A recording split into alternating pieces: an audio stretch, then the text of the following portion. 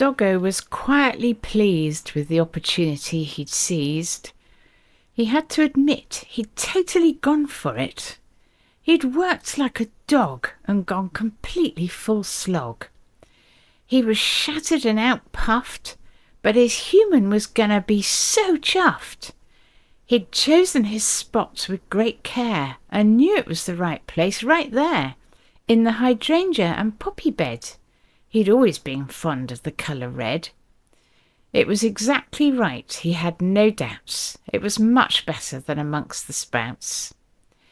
He'd worked under cover of darkness. He loved the moonlight's starkness. Also, the morning would bring such a surprise, he could imagine his human's joyful cries. This hole he'd dug halfway to Oz could speak for itself. It was such an impressive feat. He knew his human would greet it with yells of delight so sweet. And he had for her yet another treat. His pal Bomber from up the street had come round to keep him company in his phenomenal toil, and dug a matching hole in the lawn, removing tons of soil. What a hero! What an architectural star!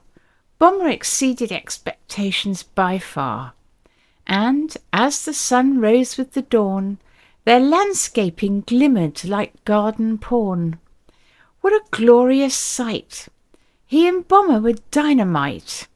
Her garden had been a bit boring. Doggo imagined his human now so adoring. He imagined her outpouring of praise and yummy treats, his deserved never-ending eats. After all the years his help had been rebuffed, he knew his human was gonna be so chuffed. In fact, she'd been quite rude in the past, but now she'd see his talent at last. Now she'd see he was a great gardener, and he could find it in his heart to pardon her. Now he'd shown her what he could do, he knew she'd want him to fix the front garden too.